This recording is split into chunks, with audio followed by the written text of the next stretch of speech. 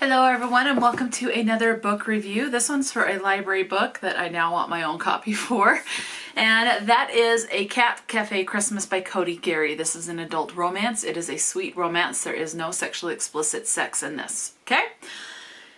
Do be aware of that. This is considered a standalone book. Now the author does have another book out, I think. Oh, you know, I'm thinking of a different book. I'm not sure if this author has any other works out. I think this author does. Yes, it says, this is author of 29 contemporary and paranormal romance titles. So this author has quite a bit of other works out, and I definitely want to look into those. I definitely want my own copy of this. It's Christmas. I love Christmas. I love Halloween more than Christmas, just a little bit more.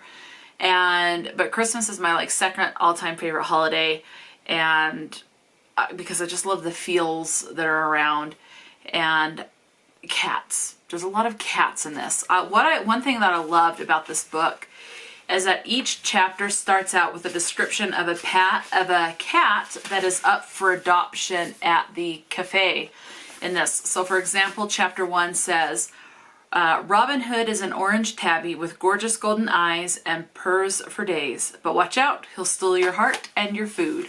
So each chapter starts out with a description of a cat that can be adopted from this cafe. So we have Kara.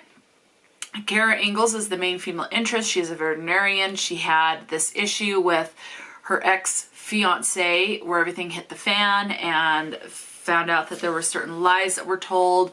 She was made out to be a villain, even though her name ultimately was cleared, and you do find that within the first chapter. I'm not going to say what he does, because I do want that to be something that you find out on your own, but her name was ultimately cleared. But she's very leery of the media. She is very leery of other social media platforms. So she got together with her best friend. I believe her best friend's name was Crystal, and they started this cafe. You can go and have a coffee, a scone, or whatever in this kind of sitting room where you can go and have a cat sit on your lap. You can pet the cat while you drink your coffee, things like that. At the back of the cafe, Kara's goal is to open a veterinarian clinic to help take care of the cats. So I loved that. That to me just makes me so happy, the thought of that. If I was a coffee drinker, absolutely I would go to a cat cafe like that. And if I didn't mind the smell of coffee or was used to it, but I don't, so I tend to avoid it. But loved that. The male interest is Ben Reese. He is in business marketing. He helps with advertisements. And they kind of get off to a little bit of a rocky start with headbutting. And he's not big into animals, but basically falls in love with a cat that he finds. And that's all I'm going to say about that. And he had a falling out with a family member and a fiance, and so he has some trust issues with it as well. So, you know, things like that. This is told, both perspectives are both told in third person, and obviously with the romance you see the conflict that starts to get resolved and they start to fall in love, and then you have the third act conflict with miscommunication is usually the case, or there is an element of miscommunication. In this there is. And then, of course, it resolves with the romance. So, a couple of things.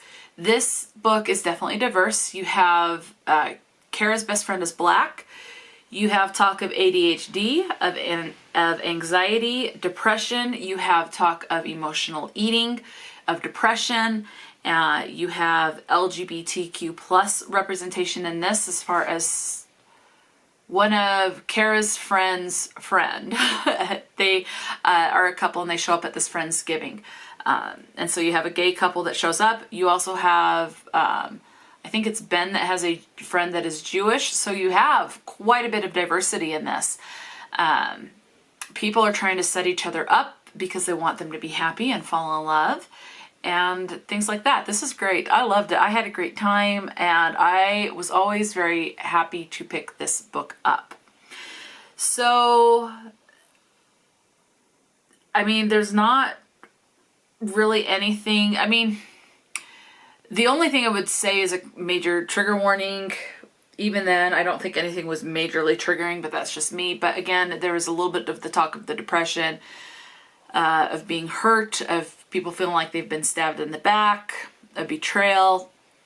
The emotional eating, there is emphasis on the weight. Kara is more on the plus side than these that you see in a lot of the media where they are thin. So yeah, it was great. I loved this. I thought the diversity was very well done. It was just kind of like the focus was not on being diverse. The focus was on building the characters, and then there were people surrounding their life that were diverse. Things like that. I did not feel like things were thrown in just so that they could say this is diverse. I felt like there was a purpose, and it was realistic as far as you're knowing people or you have someone who knows people, you know. So it was great. I had a great time with this. All right, this does take place in California. Ben is, I don't remember where Kara is from, where she moved from, but Ben is from Boston. So, and you do get a bit of that with how he talks with his accent. So that's pretty much all I can say. Now, I did see a lot of people DNF this book pretty early and said it does not take place at Christmas. Don't believe them. It does take place at Christmas, or at least a part of this book. The entire thing does not. It takes place at basically the start of November, because there's talk of getting together for Thanksgiving, except they call it Friendsgiving, because it's just a bunch of people who are friends getting together, so they call it Friendsgiving.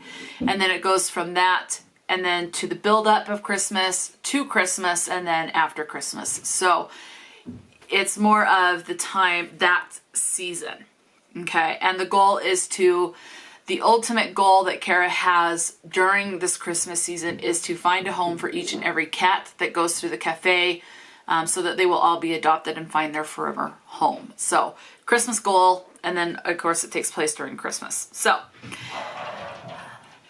all right, so that's pretty much all I can say without entering into spoiler territory. I highly recommend this book. I loved it.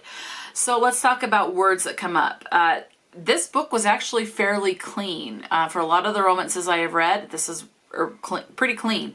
There are some words that will be bothersome to some people, and those are the following. You have the word ass comes up 1 time. The name Lord comes up 2 times. Damn comes up 4. Hell comes up 5, and the name of God comes up 6. And that's it. Pretty clean book with a lot of the romances you can pick up nowadays. Very clean. So I had a great time. Loved it. Highly recommend, especially if you love cats and you like the Christmas season. So yeah, I don't know. I loved it. So I think Cody did a great job with this book. So that's pretty much all I can say. Have you read anything else by Cody Gary? Have you read A Cat Cafe Christmas? Did this review maybe intrigue you to pick up the book? Or maybe you go, probably not for me. Definitely let me know. Talk to me in the comment section below. And until next time, stay true to yourself and enjoy a good book. And I'll talk to you later.